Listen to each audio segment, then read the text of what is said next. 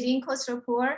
I'm director of the Center for Peace and Conflict Studies at ACC. I'm also a psychology professor here. Please, Leila will put a link to our events page on our website. Please take a look and join us for as many of them as you can. These events, most of them are recorded, and they're also housed on our website as we clean them up and put them up there. So you can peruse the rest of those. Let your family and friends and everybody know these events are open to the public. And I'm not going to talk any longer than this. And I just want to quickly introduce Leila Taragi. Leila, you want to wave? There we go. Leila is the coordinator for the Center for Peace and Conflict Studies, and she does 99.9999% of the work that goes into bringing all of this together. And she will say a little bit about the logistics today. You want to talk about recording. And but before that, sorry, I want to also introduce our curator for the film series, The Cinema of Conflict and Transformation, my colleague, Dr. Mark Cunningham, who will introduce himself to you in a way that you will like to hear from him better than hear about him from me, right? Okay, so meet Leila first and then me? Yeah. Okay. Yeah, I don't think there's too much to say besides we are recording this. We do post these to our YouTube channel. The center has a YouTube channel, but we also post them on the website, the department or the center's website. And I did drop a link to our events page, so you can check out what we have coming up. And there are links there that will direct you to the pages where we'll post the recordings directly. Yeah, so welcome everyone, and over to you, Mark. So hello everybody, thank you all for joining us this evening. I'm Dr. Mark Cunningham. I'm professor of radio, television, and film in the radio, television, and film department here at ACC. I teach courses in media literacy, intro to cinema, and I also teach courses in the introduction to the survey course, the media course that we teach, introduction to radio, television, and film. So I've written a lot about film. I'm and published a lot on film from subjects as varied as Spike Lee to the authorship, if you will, in the Twilight films. I'm currently, I've been saying writing a book, but I'm finishing a book. My deadline is actually Halloween, Sunday. So sometime next week, I'm getting ready to kind of turn my book in. It's on race, gender, and narrative in John Singleton's Hood trilogy. This movie centered around South Central Los Angeles, Boys in the Hood, Poetic Justice, and Baby Boy. So I'm happy to getting that published through Columbia University Press's film imprint, Wallflower. So, not too bad, not too bad. It took the age 51 to be able to do that, but hey. Anyway, all right, so I'm happy to have my two discussants here today to help us kind of talk about the great Raoul Peck's Exterminate the Brutes.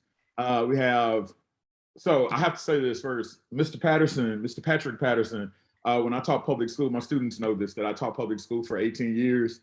A number of those years I taught high school and I taught at LBJ. And Pops was my, I call him Pops because the kids thought he was my dad, and so we went along with it. And so it's been like that ever since. So Pops was my former principal, and now Pops works at UT. And then we also have Dr. Megan McGregor as well too. So I'll let the two of them.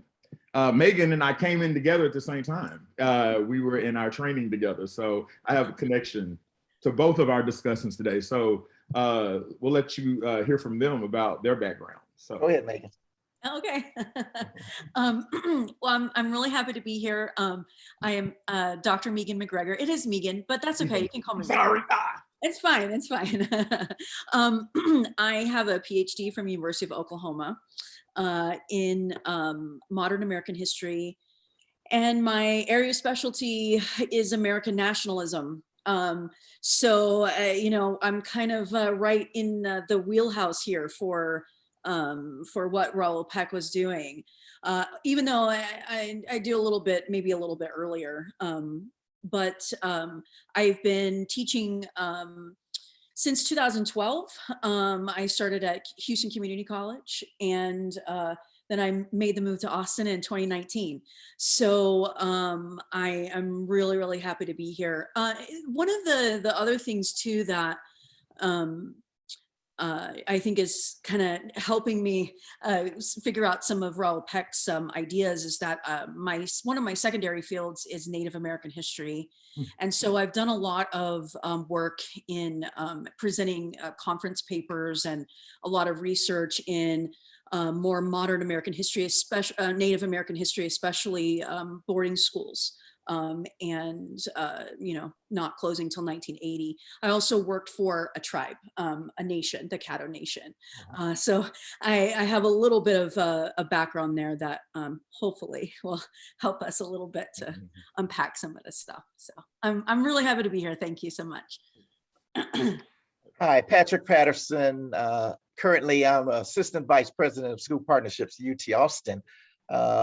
I also serve on the board of Communities and Schools Central Texas. So I'm telling you that because my comments have nothing to do with the organizations that I work with. My comments will be based on my self-study over the last 63 years as a Black man in this country, and also my experience in the school settings. I started my teaching career in Chicago. I taught at the high school level for a couple of years. I taught algebra and I coached baseball and basketball. I moved to Austin in 1983, where I taught 4th grade, 6th grade, and physical education at that time at Blackshear Elementary School. I also became the first Black male professional in the history of Summit Elementary School in Northwest Austin. I went there from Blackshear as an assistant principal in 1990 to 91. And then I became a principal at Riley Elementary School, right down the street from ACC on Denson. I became a principal at Dobie Middle School 4 years after that. And then 3 years after that, I became the principal of Lanier High School, which is now named Navarro High School. And I did that for 5 years. And then I went to LBJ High School. And at the time that I became principal, the magnet LASA was a academic program at LBJ, and we split off during my tenure, in the middle of my tenure, so that they became separate schools. And then I retired from the school district at age 12, 2010, and I've been at UT for 11 years now. I started as an executive director of school partnerships and was promoted to assistant VP in January 1st, 2014. So my notoriety in Austin, Texas, if I could call it that, is I'm the only person in the history of Austin schools to have been a principal at every level. So that helped me get the current job that I have, because I have a very unique perspective. And I actually followed some families, or families followed me from second graders on through high school graduation. So I had a very unique career, very fulfilling. And I'm old, so I will say what I want to say to y'all, okay? Glad to be here. My students that are with us, does this dude sound like anybody y'all know? All right. I told you he's my son. He's my block.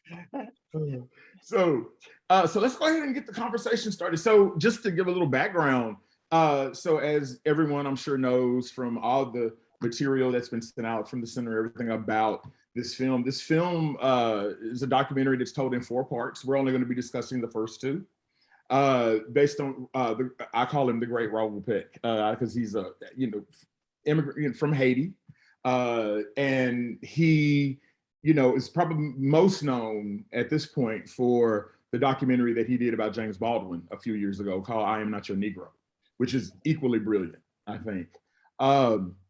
And it had the distinction when it came out, when it was nominated for the Oscars. It was nominated along with The 13th, and which is also another a brilliant film. But also too, it was nominated with Ezra Edelman's OJ Made in America, which is, I think, a masterpiece actually. So it was very difficult to choose between those. But anyway, so Peck has made what I think to be another masterful film in this one called Exterminate All the Brutes, which comes from, really has its basis in Joseph Conrad's Heart of Darkness, which is, one of the perennial colonialist texts, right? And how we kind of talk about colonialism.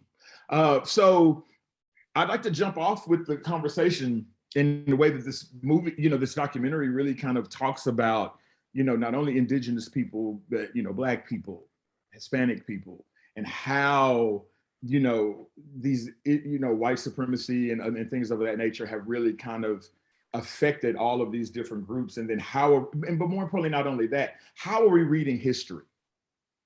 I think it becomes really interesting in the ways in which, we've so many times heard the expression that history is written by the winners, right? And so this way that we've gotten so much of history being written by the winners, but now these moments are coming out where we're getting history, the real story, if you will.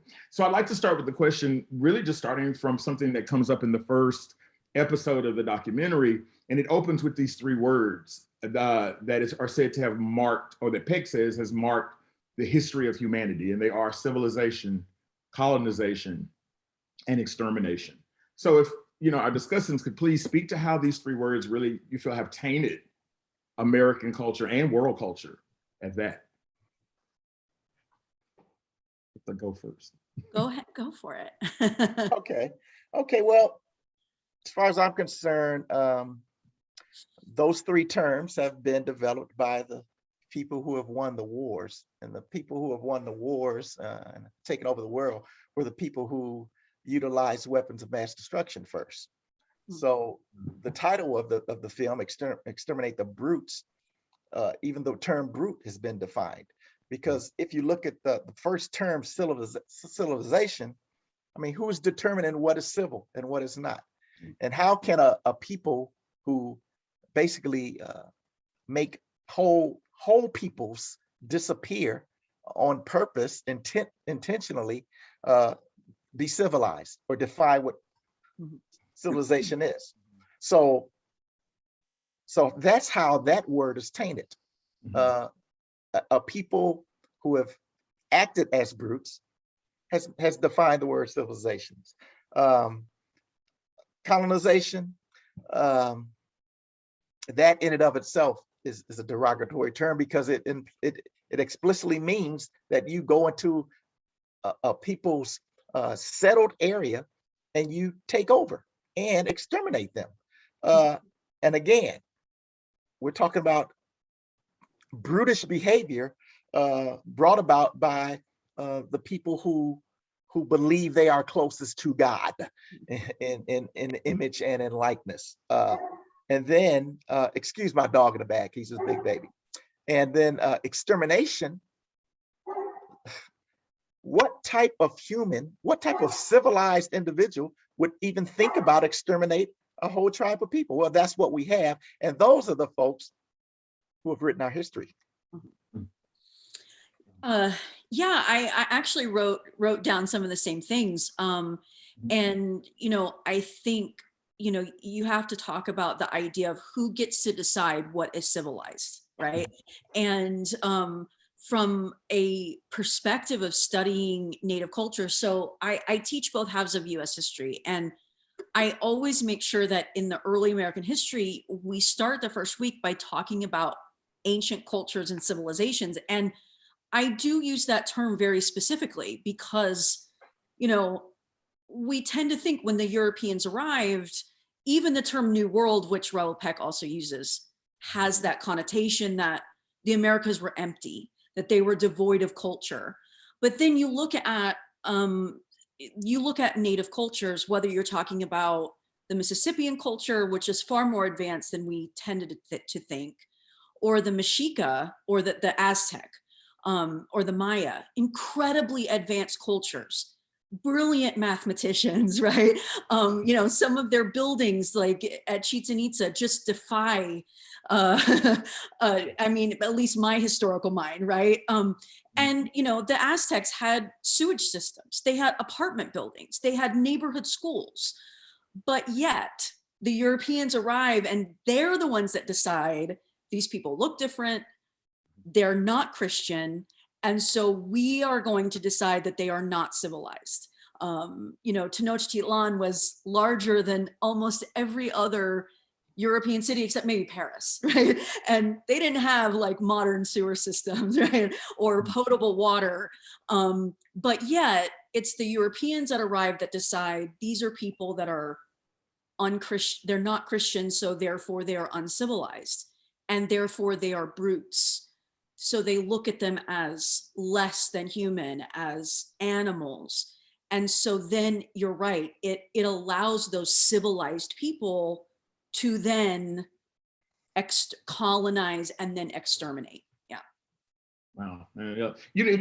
Immediately, anytime I was watching the documentary, and immediately just brings to mind, reading Shakespeare's The Tempest. And I think about, this man and his daughter are shipwrecked on this island, and Caliban is already there. And Caliban, of course, is brown, darker skinned, right? And immediately, we have got to fix him. We've got to civilize him. We've got to teach him how to act, right? Whatever. And it's like, you're basically an interloper on his land, right? Someplace he's already established, residence, so to speak, and then he has to be changed. And it's always like the history of that, right? And I think Peck, makes that very clear in the film, that there's been so much of these, these three words, and in that order sometimes, right, happening. First, we're going to fix you, then we're going to get you in line, and then we're going to get rid of you if we don't need you or if we want your land. Right. And then even the term, Mark, even the term exterminate. Yes. Not only did they exterminate a people, they exterminated the notion that these folks were intelligent. I mean, even today you have people who actually believe the pyramids were built by extraterrestrials. It's no way Black or brown people could have the intelligence to put that together. So it's exterminating even the knowledge base. If you don't mind, there was something else that also brought to my mind as a scholar of Native American history. And that is the idea that there were tribes in the Southeast that were civilized, right? The Cherokee and the Choctaw. And so I asked my students, why are they considered civilized? Why did white people consider them civilized? Well, they had a written language. They became Christians. Some of them owned slaves, right? And so they look at them as civilized, but yet they still treat them with brutality, because they might be civilized, but they're still not quite as civilized as us, right? As the white Americans. So I think that was also an interesting idea that I wanted to bring up, that some of them are considered, I don't know, it's a term I don't like to use, obviously, because we try to get away from that, but yet that's what they consider them to be. So why is that? But yet, why did they still kick them off of their land and force them onto the Trail of Tears, and what followed? Yeah. Okay. Okay. No. Yeah, I mean, that happens, which I think is a nice segue into the next question. And this, may seem obvious, but I think I think it's a good conversation for us to have in this collective, right? And that, why do you all think that those of us who have been coded as other, and there's so many of us, right, that have been coded as other, and interestingly enough, that most of us who have been coded as other are some shade of brown or some darker shade, or not, what have you. Why is it this otherness, right, or what we're coding as other, is what I say, poses such a threat? Not only historically, but currently, even right now, there is this threat, from otherness. Yes. Currently, look, color and ethnicity, and that's all a political construct. It's only happened since this country began. So for me, the term other is another attempt, or a very good attempt, at diluting the power base of the political structure of a particular country. And a good example of what I'm trying to convey is the fact that last year there were 46 million Blacks in America. There were 51 million, 51 let me get this right. Hmm. Yes, 51 million Hispanics in the country. However, there were 18 million coded other. Mm. There, for the longest time, African Americans were the second most population in this country, and it helped wield a political stronghold to make moves in this country in terms of racial progress.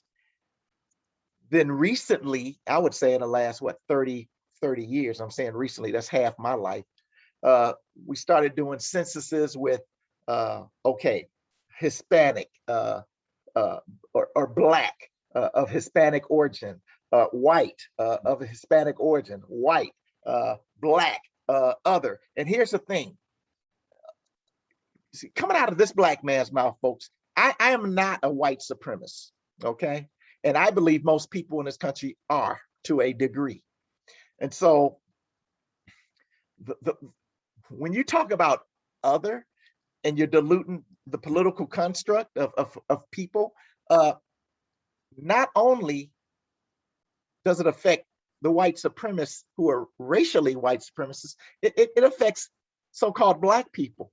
Because when you're living in a society such as the one we've grown up in, some Black people don't want to be Black. They want to get as far as Black as possible.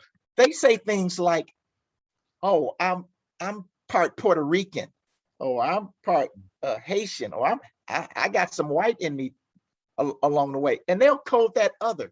And that takes away political power and demographics, and it has. And so for me, this country has always had creative ways to attempt to keep the African American in its place, which is a second class tier.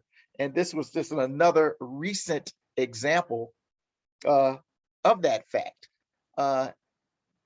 Going back to the film, as soon as Columbus landed on the islands, they called them others.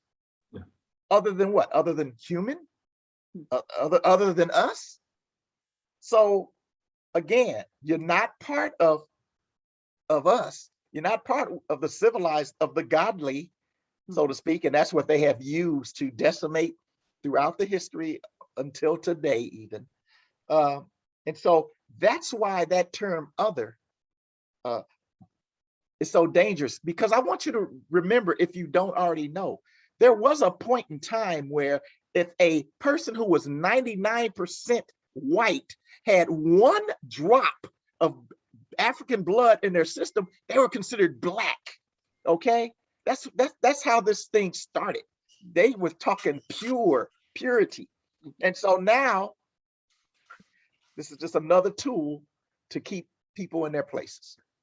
Which I always think is interesting too, like when you said where Hitler is concerned, even with the Jews, right? And Hitler was just as brown-headed, and I mean, far from what he was trying to, Exactly. call pure, and yet annihilated an entire, race of people as a result. Yeah. I'm sorry, Megan. No, I mean, I feel like I just said it's really about power and control.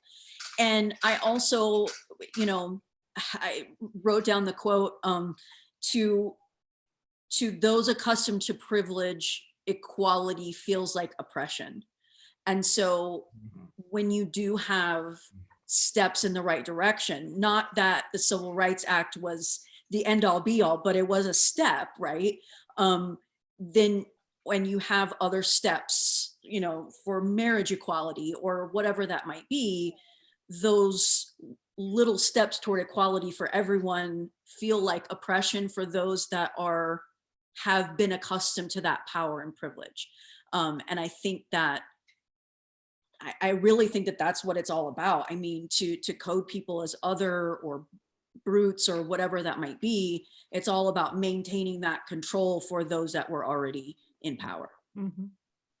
And so then in any pushback, right, is seen as a threat to that power, right? Like you said, like you said again, equality as oppression in that way. Exactly. Very interesting. Yeah. Yeah. And so, you know, and in thinking about that, I mean, he said, you know, many telling things in this documentary, but I love he talks about favoring the collective over the individual, to look for the we and not the I. And for me, I think I see that sorely lacking in so many ways in our culture yet. But do you see any evidence of that being practiced in American and world cultures? I'm so glad you brought up the previous presidents. You know what? I see it, and I'm trying to see it clearly. And I know when he spoke about the we, he was talking about getting different perspectives from people different from him, and then synthesize it, and then have a new vision forward.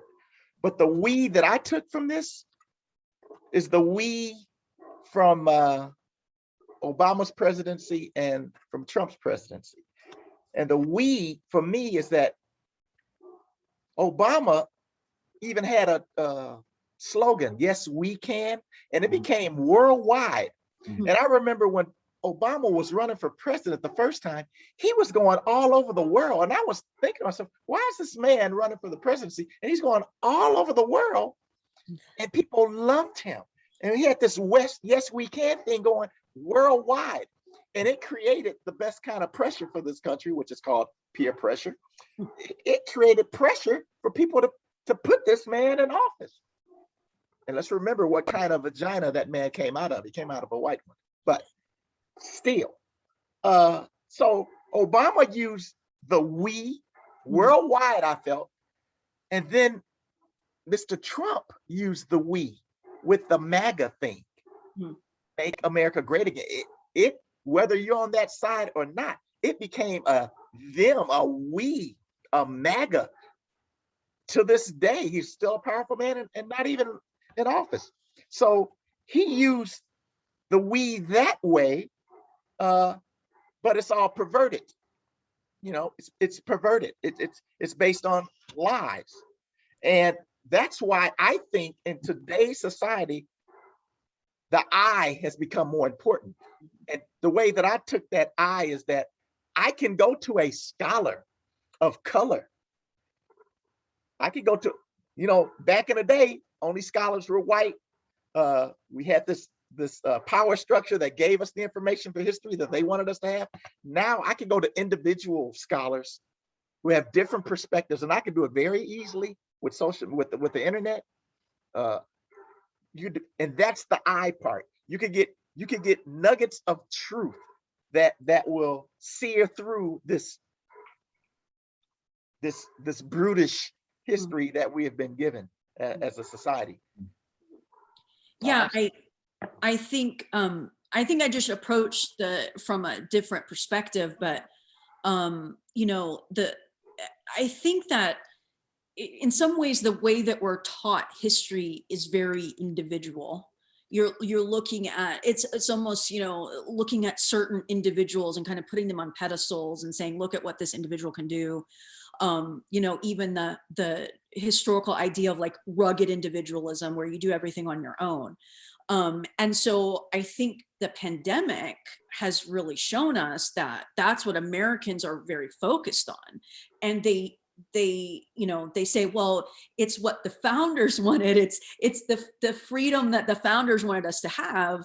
But I think when you actually look at the history of early America, that's not really what those people wanted. I mean, they have this idea of public virtue, and that was very important for them. And I looked up a couple articles about it, and I had a quote from, and if anybody wants the article, I can find it for them, but it said that, you know, the founders didn't think that democracy would work if people didn't care about each other, right? If they were so focused on individual efforts and their individual gain, democracy would not work at all.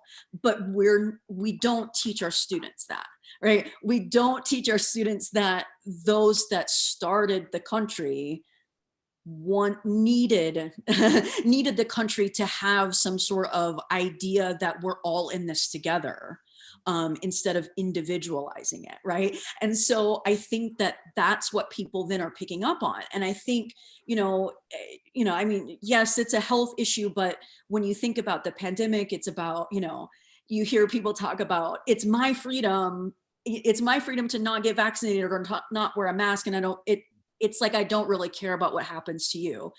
And actually, historically, that's not how the founders, not my favorite term, right? But that's not how they envisioned America. And so I just think that's an interesting notion that we've completely left that aside somehow. And it's not getting taught in our history classes, right? But can I extend it to ask you this question? You were saying that the founders of this country, per se, right, did not, they spoke more to a collective as opposed to an individualism. Yet they dismantled cultures that very much so practice a collective identity or a collectiveness, right? I think about the Native Americans in particular here, right, who were very much so, even to the point of, our tribe is here, our tribe, but still that connection they had, and they went about even bringing slaves over from Africa and dismantled these cultures that had a very much so a kind of collective notion or a collective idea of community and sense of community and such. How do you speak to that in that regard? Yeah, I mean, I think, just thinking about it historically, a lot of things have to do with private ownership of land. And it's a whole disconnect between Europeans and native cultures, Europeans or Americans, eventually, it's this whole disconnect. And it doesn't even, it goes beyond the Civil War. Like, it's not even, it's more recent history too, right? 1880s, they're still trying to get Native Americans to adopt private ownership of land. And I think that they just don't understand that communal kind of, I don't know how to describe it. But the ideas that Native Americans had of, holding the land in common, but for Americans and Europeans that came before them, it was about, I own this land, I can sell it, I can make profit on it. And so I think that's part of why you get the dismantling of native cultures, because they just have to have them adopt that, that private ownership of land. Mm-hmm. And even in that too, but they've been dismantling, even just looking at the documentary and just thinking, and just from personal knowledge about Native American culture, certainly Black culture as well too, but even, again, the more cultural aspects of it, language, right, religion, tradition, all those things were stripped, right, in the name, which is very much so part of a notion of collectivism, right, or kind of thinking in those spaces. And then, like you said, again, all in the name of, like you said, not only with, like you said, with this notion of land, but also too, in this notion or idea of, lording over, being the pinnacle, I'm the best, yours is not, kind of thing. Right. Mark, the ultimate goal was to get rid of these people. Yes. So it really, I mean, so it was just like if they landed where they landed and they saw a pack of wolves, they could say, oh, those wolves have some sort of structure to them, but hell, they're just animals. So I'm going to kill them and take over this land. Mm-hmm. They did not see, initially, they did not see Indians or Africans as people. Mm-hmm. They saw them as subhuman. Yeah. Mm-hmm. And that's the impetus. That is an evil that no one has owned yet in the history of this country. Mm-hmm. So that is it. It's not even an arrogance. It's an awareness that it's almost like, I mean, I can't even put this thing to words, what I'm trying to say, because sure. These people just disregarded life as a non-life. It's like,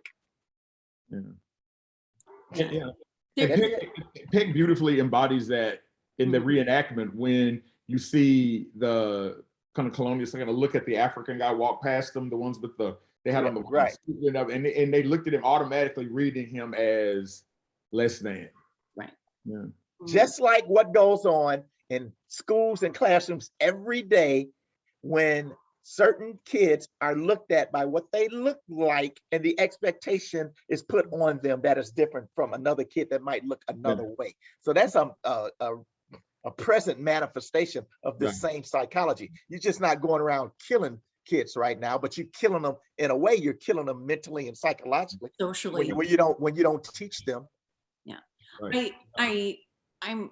I'm reminded of this is a little bit different, but reminded of a quote by Ernie Pyle during World War II, and that the idea that American soldiers looked at Japanese soldiers as less than human. And he said the way that people think about cockroaches or mice is the way that American soldiers looked at Japanese soldiers. And I think that's almost exactly what you're saying, is that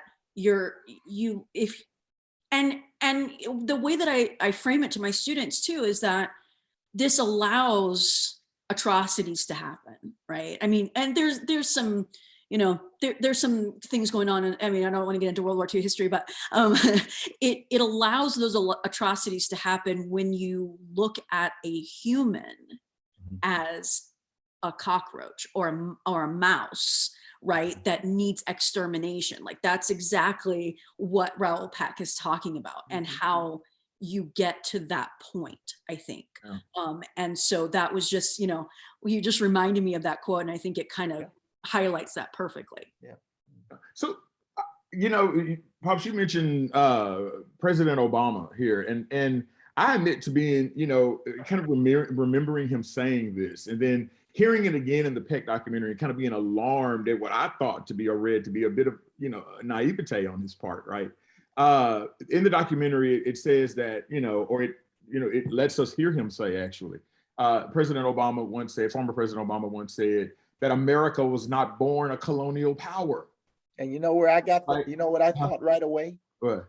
I thought that he is the epitome of a American education, because there are so many myths, there's so many omissions, and he could get a straight A in history his whole life, and if they didn't directly teach colonialism, it's over his head. And he ended up going to Harvard, maybe didn't even take history at Harvard, or maybe 3 hours. So this man becomes president, and it is naive, it's ignorance, because we have purposely, as a country, made ourselves not the brutes of this history. And so at first I was a little teed off about it, but then I thought, and I'm gonna tell you where I went to. I remember my daughter was in 5th grade, and she was studying U.S. history, and she happened to mention Crispus Attucks to me. And then I said to her, and I looked at the book, and it never mentioned anything about Crispus Attucks being Black. And I said, Amani, did you know that Crispus Attucks was Black? Did your teacher bring that up? The first person to die for the liberty of this country was Black. Crispus. She says, no, teacher didn't bring that up. And I said, you know what? Your teacher probably doesn't even know. But what I want you to do is you go Google him so that she knows it's accurate, and that your dad said that he thought you needed to know this. So again, you could be the best product of a system, but if the system is only teaching you A instead of A, B, and C, you do come out ignorant to say stuff like that can be recorded, and you're the first Black president of this country that was founded on colonialism. So I just answered that question. I fall on Beck's side on that one. But you thought of it better than I did. I was like Barack, come on, bro. Like, I mean, immediately I was like, and I thought of it as like, who, what media interest, or what, who are you trying not to piss off, basically, is what I kind of read that as, because it was so egregious. Yeah. Right? I'm like, how can he not know that? Right? I try to give him credit because I see him as human. Okay. Okay, right. I mean, it's completely. If I saw him as a beast, an ignorant beast, I'd have been all pissed at him too. So, but I was like, man, Mika, how did you read that comment? Yeah, and actually, I just happened to see the chat, and one of our attendees kind of said it the right way. In American history, we tend to think of American empire as, okay, well, we have Puerto Rico and we have Guam, and you know, that's our empire, that's our colonialism. So that didn't happen until 1880s, 1890s. And so because we think of manifest destiny instead, and so we think it's, you know, we're taught that idea. I mean, I don't know how, I mean, I don't teach, I mean, I tell students what it's about, obviously, but that whole idea of manifest destiny it was America's God's given right? It's their destiny to just take over all of this land, but right, but not kill everybody, right, by doing it. Right, exactly. So you think about the geographic history of the United States only being like from the Atlantic to the Mississippi, and then somehow it grew, and as it grew, it displaced other people. And so, you know, I think I'm kind of late to the idea that America was a colonial power from the beginning. I think because that's just how we were taught, even in graduate school. It, you know, it was kind of like, well, some historians say this, but not all of them, you know. But when you really look at it and you look at the definition of colony, you have to say, of course, right? Of course, the United States from the beginning was a colonial power, because look how much it expanded and displaced other people in the process. Yeah, and I think Peck, you know, in a roundabout fashion, is being critical of this lack of education that we've gotten, right? Or this particular kind of education that we've gotten, in this way that the documentary is kind of seeking to right some of these wrongs where this is concerned, and which is why, you know, him bringing up and I mean openly, you know, questioning Obama's, you know, take on this and say, no, I disagree with that, and here's why I disagree with it. And the evidence as to why he disagrees with it is overwhelming evidence. Overwhelming evidence. Right. Barack knows in private, you know, I don't know who he was talking to on that tape, but if he didn't know, Michelle told him later on that night. I know, but it's like, that is not the truth. So I'd like to point to a particular one in the second part of the documentary, which I thought was, you know, not shocking to see, but it was certainly interesting to see things in reverse in this sense, right? So there was a review that I read of, you know, in my research and preparing the questions and preparing for today. A review of the documentary kind of spoke to a scene in part 2 where we see a Black missionary from the Congo watching African overseers move these chains of white slaves, many of them children. He even said, "What are you doing with these children?" Right? Being, you know, whipped and beaten, and, you know, much as we are or should be aware of what happened in the African slave trade. And as we see them kind of move through the jungle, this reviewer, you know, described this scene as being wish fulfillment that provides catharsis to the oppressed and alternative timelines that serve as mirrors held up to tyrants. I don't know. I found that review a little problematic. This notion of wish fulfillment that provides catharsis, that me seeing oppression in reverse is going to make me feel bad, make me feel better about ancestrally what's happened, not only to my people, but what's happened to Native American people, what's happened to the Jews, what's happened to, that we're supposed to feel better when we see those things in reverse, that we feel better about that. How do you all read that review yourselves, or somebody kind of looking at us seeing these kinds of things as, oh, wow. Go ahead, Megan. This is better. I was going to defer to you first. Okay. Yeah, go ahead. Basically, I thought it was a bunch of bullshit. Because, and I say that because we've been able to read and study about the native peoples of Africa, the native Indians of this world, and the way they interacted with the world. It appears that from what we've been given is that the Indians were one with the land, one with nature, were content with their role, and it appears that the Africans were similar. Now, when there were wars and people became slaves for other tribes, those people were still looked upon as people. And in some instances, the so-called slaves of the defeated people could assimilate in the tribes, or in the different tribes on both sides of the continent. So it just occurs to me that the gods that the natives smoked for and the gods that the Africans looked towards was not a god of compartmentalization, meaning I'm better than you. I got this small group of land called Europe. I'm going to split it in sections and we're going to get claustrophobic. And so then we're going to take over the brown folks of the Middle East, they money, because we're closer to God than they are. And then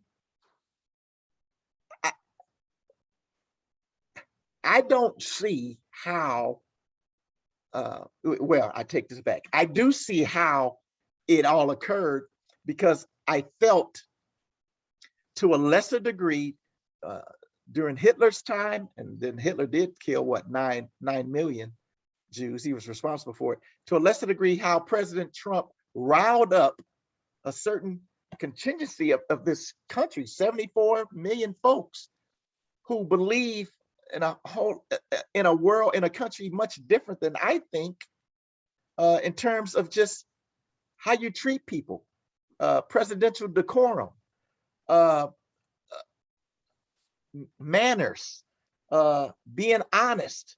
Those virtues, people seem to have given up their party to follow this one entity. And as a people, Black and brown and red, I don't see that evil. I haven't seen it in reading history, and I don't see it even currently, because again, remember I said I believe that most people still today believe in white supremacy, even non-white people, because we've been in the system so long, and I do not. I categorically deny that any man born white is superior to me just because he's white. So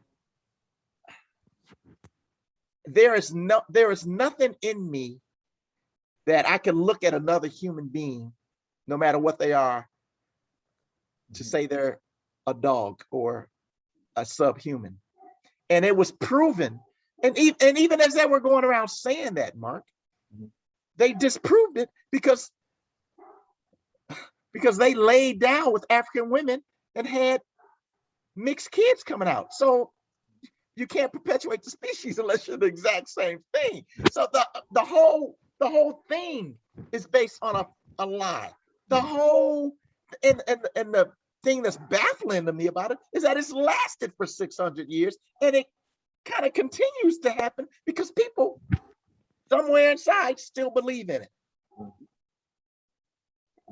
And Peck speaks to what you were talking about, that these people that they see as less than, and they've had children by them, of all, I mean, they did it with every African, Native Americans, right. Indian, they did it with every, it's interesting. Yeah, Megan, you have a comment about that, this notion of if we see oppression in reverse, that somehow those of us who have been oppressed go, oh, well, that, I mean, much better. right, yeah, I mean, like, I think that, I think that we just have to ask ourselves, and I don't know that there's an answer to this question, but it's a question I'm just going to pose for us to think about, right, is why does that scene seem so jarring to us? Why is that, right? I mean, I have my ideas of why that is, but I don't want to, like, influence others, but that's kind of the idea of, if we see that as so jarring, then why do we see that as so jarring? And that's what I think we have to think about, right? Yeah, because I mean, looking at that, when I read that review, and I said, probably you said this. I said, I garnered no pleasure seeing a bunch of young white children being treated like the slaves of their black slaves of their age during the slave trade were treated. I gained no pleasure from that. That provided me no catharsis whatsoever, right? Because again, like you say, in terms of how we think of people, but all of us as people, and like you said, to look at that and it's jarring.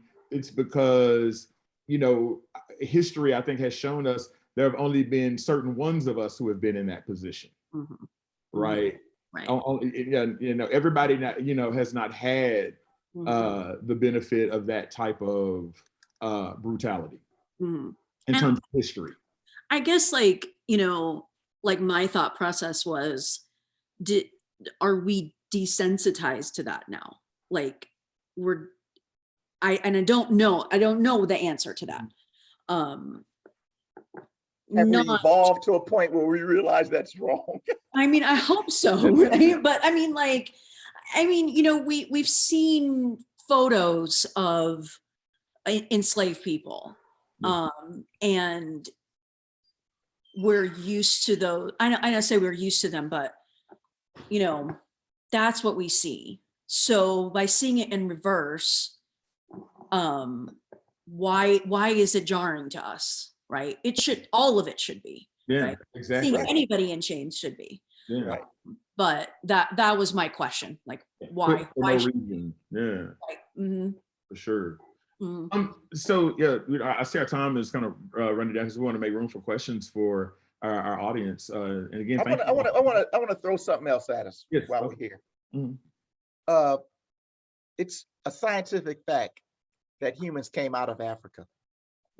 And it's also a scientific fact that the reason we have darker skin is because of there's two different types of melanin, and one gets dark with the ultraviolet rays and all that, which means we're really one people.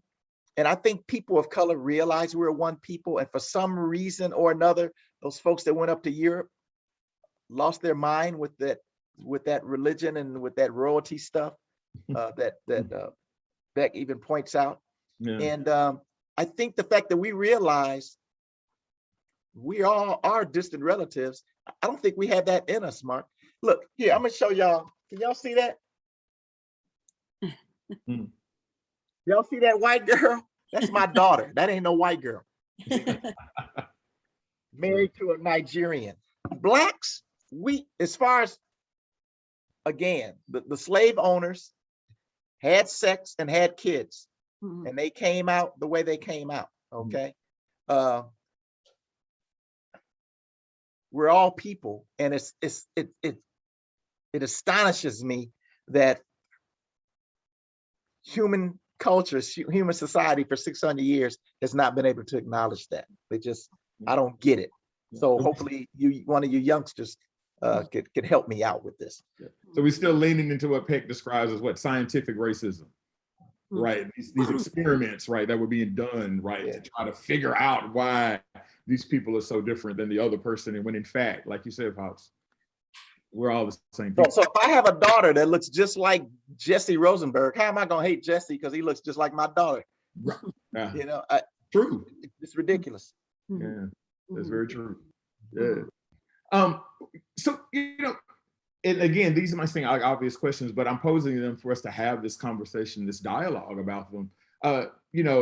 Why we still consider it so meaningful to silence historical events like the Haitian Revolution, as Peck talks about, and the slave trade, the Trail of Tears, or to even misrepresent historical events like the battle at the Alamo. Like, I mean, I have students that walk around thinking John Wayne has told them they won the Alamo, and I was like, nah, the Mexican cats got y'all, man.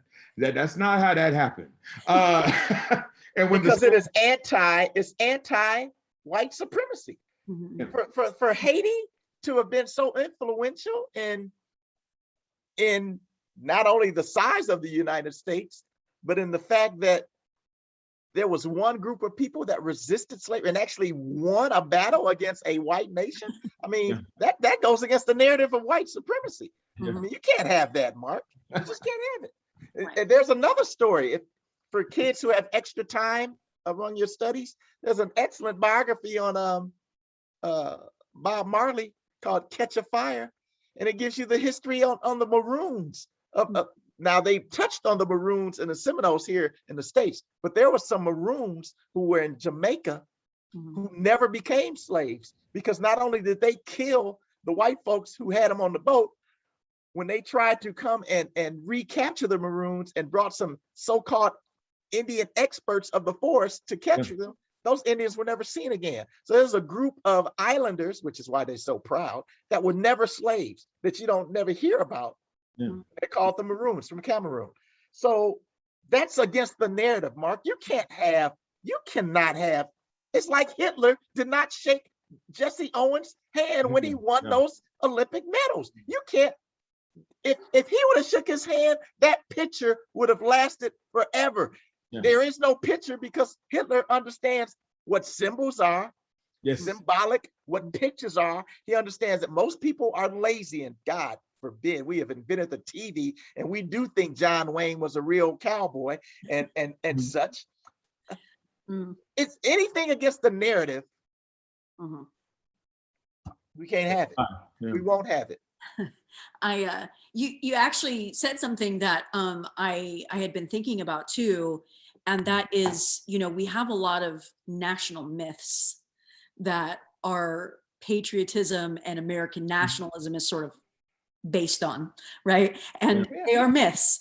And you think about the very first one of John Smith and Pocahontas, right? And this idea that this, native girl fell in love with this, white colonizer, saw some good or some godly, and so saved his life and the lives of all of the other colonists to make the United States, right? It just continuously perpetuates.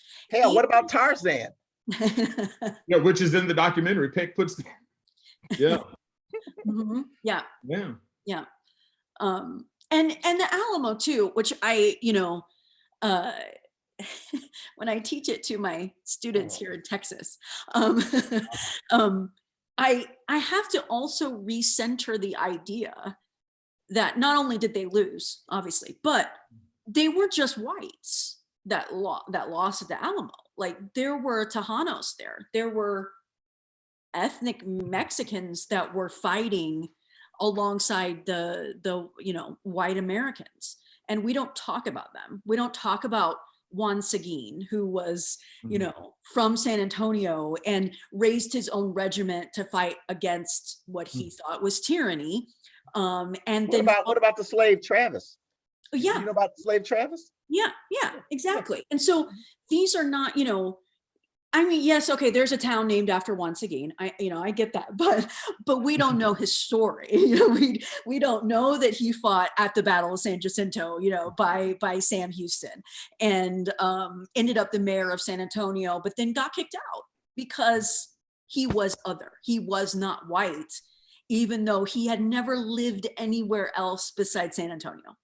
Like, he was a Texan, like, through and through. But because he was not ethnically white, he had to leave. But remember, Texas was Mexico first. Oh yeah, of course. So, we don't, my students in my college students have no idea. They know about Texas history and they know about the Alamo. They have no idea about the other that was there, right? They and how important Tejanos were to Texas independence. Like, they don't learn about it. And it's just one of those myths, again, that just consistently sort of perpetuates the ideas of not only American nationalism, but that sort of white supremacy that becomes part of American nationalism. I mean, I was actually taught in grade school that people thought the world was flat when Columbus came over. I was actually taught, and that's a lie. That's a lie. We've been knowing the world was a sphere since 300 BC at least. So, you know, a lot of myths. But I want to say to these young people, if we're running out of time, Mark, that a lot of the information, and I'm going to say, I was in college from age 18 to age 30. And I'm going to tell you that I have learned more about the truth about life in this country after formal schooling. So it's all about what you really want to, if you want to be a lifelong learner and study and really know why things are the way they are, don't trip, you know, get them grades, get them A's, whatever the information is, learn it, regurgitate it back. Right. But be a lifelong learner. Yeah, because I'm gonna tell you, as a Black man, I had to be intentional with my kids about making sure they were around people who were different from us. I had to intentionally do that. The churches that I chose, the schools that I chose for them, I was intentional about putting them around all different kind of people so that they would know that there are some Asians that ain't so smart. There's some white folks ain't so smart.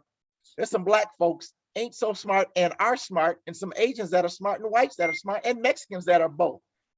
So we're all people. And the more you seek that, the more you will learn about that truth. And there's an old saying somewhere that says the truth shall set you free. We will not be a free country until we are taught our constituency the truth about ourselves. Oh, Shireen, do you have your hand up? I do. I promised one of our participants who had to leave early that I would ask his question. So the question is, while critical race theory is generating substantial controversy, would you consider creating a critical migration theory, which documents how the various groups, Irish, Asians, Eastern Europeans, and Mexicans have been dealt with? No, because there's enough written on it already. So no. Fact of the matter is, there's a saying that white supremacists like to say to Black people about go back to Africa. Well, hell, we've been here longer than all of those groups because we were over on the first boat, okay? And we are not immigrants. We are citizens. Black Americans are Americans. We're not Africans. And so there's enough been written about white history and all, and you mentioned the critical race theory. I purposely don't know what the hell critical race theory is, because if I'm talking about it, I don't want to know, because I don't want nobody saying I'm talking that, because I don't even know what the hell it is. I just know that it's taught in law school for the last 40 years. I do know that, but I've never been to law school. So, you know, I think that to answer that question also too, I mean, I think, you know, when Peck talks about Howard Zinn in the documentary, and Zinn is asked, you know, did you ever think about including, you know, the history of indigenous people? And he was like, I don't know how to write that. Good point. Maybe you should write it. And she, I forget her name. Oh my God. Yes, she ends up writing it. You know, unfortunately, he died before it, you know, and wasn't able to read it, you know, in its entirety. But yeah, I mean, I think that becomes the point, right? That, you know, we have Howard Zinn's, you know, people's history of America. Yeah, we have that. But we don't have the other books. I mean, I think that there are people like, you know, Ibram Kendi, who wrote Stamped from the Beginning, that kind of gets things. Yeah, you know, that are kind of talking about that. And, you know, something which I always tell, when, you know, particularly now, and, you know, when everybody is kind of like, oh, should I read it? I always dissuade people from reading White Fragility and tell them to read Stamped from the Beginning. I said, because that'll tell you what you need to know. You know, in terms, if you really want to understand historic, what the hoopla is about. That's what the hoopla is about, basically. He even talks about that white Jesus. Yeah, he does. That image, of that white Jesus. This is very good. Very good book, y'all. Stamped from the Beginning. Yeah. I'll show it to you here. Oh, no, I'll show it to him right now. No, here you go. Oh, no, you have one. Got it. Yeah. So yeah, but absolutely. Yeah. Anybody have any have other questions to ask? But I would like to get questions from the audience. my students know I can talk the whole time, so I want to give y'all a chance to talk. So does anybody have any questions? Yeah, Jesse. Did you have your hand up? Oh, you fooled me. You go. Right. I freaked him out when I called him my son, basically.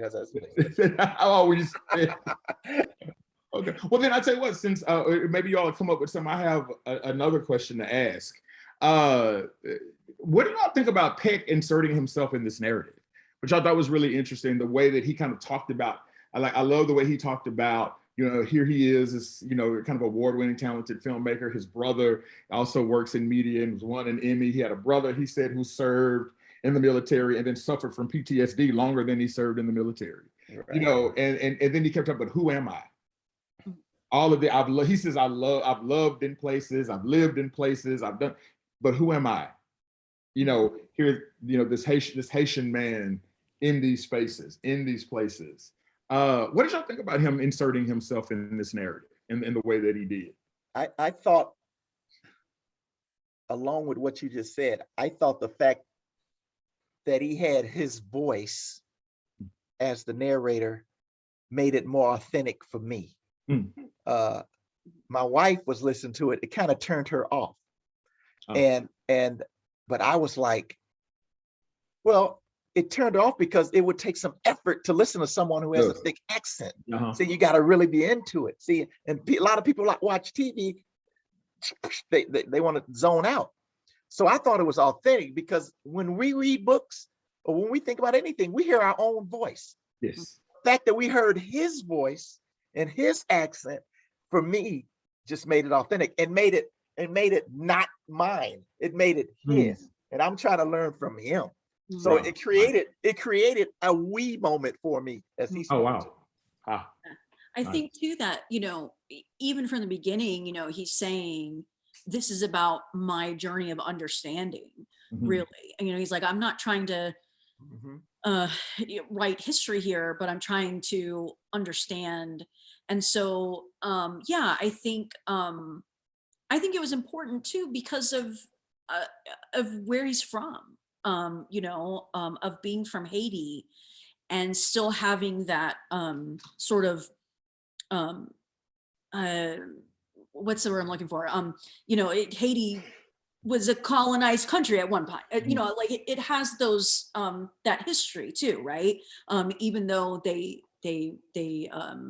won their independence. Revolution. Yeah, they were the only independent state. Yeah, right. So I think that. I think it was important, and it was also important to hear his voice too, right? To kind of go on that sort of journey of understanding with him. I thought it was good. Yeah. So Sharon asked a good question here about those of you who had a chance to watch the documentary. I hope all of you did, watch those first two parts at least. How did you feel when you were watching this? What were your reactions when some of you all when in looking at it? And anybody want? Yeah, who have hand? Oh, B. Can you? Oh, there you go. Yeah, I was really choked up. Multiple times I found myself choking up, or even in some parts where there were violence, I had to look away. And it's heavy. It's heavy. But it's something that is necessary, that we need to see, because there's only so much time that we can just keep looking away, and that problem is just going to keep getting worse. We can't keep perpetuating what has been happening for the past hundreds of years. We can't keep perpetuating that. We can't keep turning a blind eye, because people are still getting hurt by it. And I think thinking about that, these people were targeted just for the color of their skin or their ethnicity, and how that is still happening to people today, as well as gender and class. It's hard. It's really hard, but it's a truth we have to accept, that this targeting is still happening, and just in different ways. I think that's the key thing you said, a truth we have to accept. And I think that's kind of in the basis of what we've been talking about here, and what Peck is getting to as well, is that, accepting that truth for sure. What grade level do you think this should be introduced? I do think that every person who comes to this country to gain citizenship should go through some sort of class like this to, you know. Definitely high school. Is this a high school or even middle school or what? I would say definitely high school, but I'm just bold enough to do it with 8th graders. Yes, because people just don't know. You Right. can't change something if you don't know. And I've had students, when I tell them the truth about Sacagawea, not Sacagawea, and they just look at me and say, "Why have I been lied to?" And it's like heartbreaking to me, but that's sort of the reality. I don't know of any other discipline that sort of has to unlearn a bunch of things, but it's just like, yeah, it's hard, and it might be hard for 8th graders, but if you introduce it maybe that early, then by the time they get to a college class, they're a little bit more versed in sort of the realities. I want As an educator and a psychologist, I just want to say I agree with all of you, but I think we can start in preschool as they start working on their Thanksgiving projects, and obviously not this, to this, age appropriate, Right. so that we're not feeding them lies for years, and then all of a sudden in 8th grade or in high school or in college, it's like tricked ya. right. Yeah. Yeah. Oh wow. It's kind of like the fact that people still think that the federal government led integration efforts in this country and we became an integrated country. That's bullshit. It was never integrated. It was desegregated, and that's forced. And as soon as it was determined that a entity was desegregated, it went back to its old ways. So the way that you which is why I said earlier, I intentionally put myself and my family in positions around people who are different from them.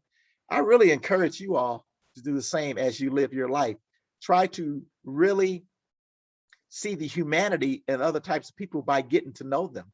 And that's the only way color goes away. Because I'm not one of those people, and I can't stand people who say they don't see color, because that's not real. Right, and no one's Color asking is you that real. either. And we need to see it, and we need to love people for what and who they are, and not try to make something invisible and love something that's not real. So, Toby, do you have a question? Oh, not a question, but a reaction from viewing it. They were asking, how do you feel? Well, apart from the anguish and the disbelief and the resistance to that, what I saw was an interesting approach which made the unreality of a movie film, segments of it, serve to undergird the reality that we would not pick up if we were just reading the text or seeing a document or hearing somebody lecture. I was most moved often by those segments that were part of a film, which were most dramatically portrayed. Those are unreal, but they served the sense of reality that I think would have been missing otherwise. Yeah, the scene at the church with the rubber, I thought was just, that would have me. And again, a culture of people, right, that that talk so much about doing things in the name of God, and then would go into a church and pull someone out of worship to do that. right. And the Seminole Indians and the Maroons. I mean, I read Stamp from the beginning, but even that was hard to take. But seeing it, feeling it in that RTF kind of mode really got through in a way that I didn't expect. That actor was Josh Hartnett. Josh Hartnett, yeah. And so I was surprised he was in that role. But it would be nice to get for someone to do an interview with him to see what, if anything, changed on his outlook, or maybe he had it in the first place and that's why it was chosen. I don't know, but it's interesting to me. There's another old book, y'all, A Black Like Me. It was written by Howard Griffith. And it's a true story of a white man who basically changed himself black chemically and went throughout the South. I wonder if there's a metamorphosis when people put themselves in that sort of environment. I think so, because I think if you're around people who are different from you, you realize that we're all the same. So. You know, Patrice mentioned another book that's a very recent book that's also very telling too, as well, and very helpful with this type of conversation, which is Isabel Wilkerson's book Caste, where she talks about caste system. She also wrote another book called The Warmth of Other Suns, which is about the migration of Black people from the South, not only to the northern areas, but also to the West, like in California and places like that. But yeah, this whole notion of a caste system in this country, it's so, I mean, it's not, all of this stuff is split in so many ways, right? And it's really kind of interesting to kind of think about it in these terms, and the way that Peck is even kind of speaking to that in this film as well. I remember how Martin Luther King said he was taken aback when they called him an untouchable, which was caste over there in that book. Yeah, it kind of freaked me out too, but it makes sense because the color is what differentiates us from all those other minority groups, so-called minority groups. Another step, Mason makes a really good comment. I think this is really interesting. If I can, I'm going to read his comment. Mason says, I think it's tough to accept and not turn a blind eye, meaning about the documentary, because as people, especially minority, we can't offer much to make a change in the world, it seems, right? My father always told me the phrase, it's a white man's world and we're just living in it. And it's tough to have to teach myself a different worldview. And I think a lot of us of color get told that. This is, white folks, this is the white folks world, this is white men, you can't do what these white folks do. You can't. That's what I meant by white supremacy, even non-whites having it. Yeah. We get told that a lot. I think many of us of any color that's not white have gotten told that in some form, some shape, or whatever else. And it is tough to see. Even our parents in our day couched it as, you got to be 10 times better. 10 times better, twice as good. We got told that, right? And in this way, right, I think see people trying to work against that, but it's very difficult. It's hard to do, for sure. Which brings me to, I guess, the final question I have, and then we can kind of close over here. But Megan and Ms. Patterson, can these deeply entrenched attitudes, can they be fixed? Can they be reversed? And what will have to be sacrificed in order for that to happen? Wow.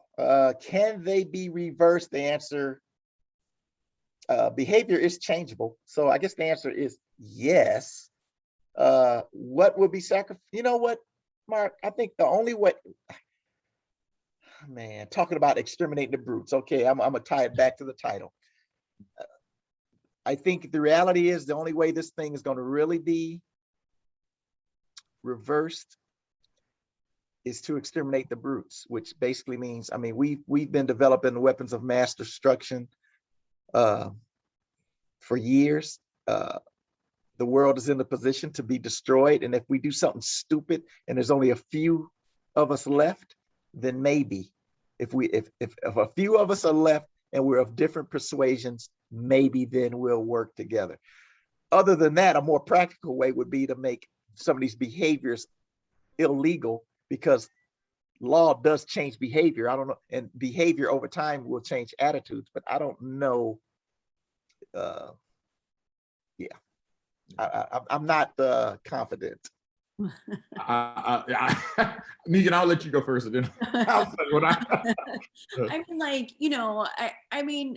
my idea is always that if we educate people, and so that we understand that we're all equal, then hopefully that will change. But the idea of critical race theory and the way that states are banning it, whatever.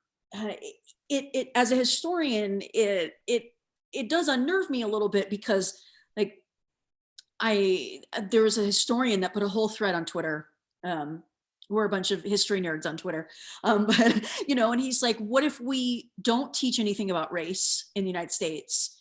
And it's just like, we can't talk about that. We can't talk about that. You're literally only talking about white men and white men doing things. Right. And if that's the case, then you perpetuate white supremacy. And then what happens when somebody that's not a white man becomes president?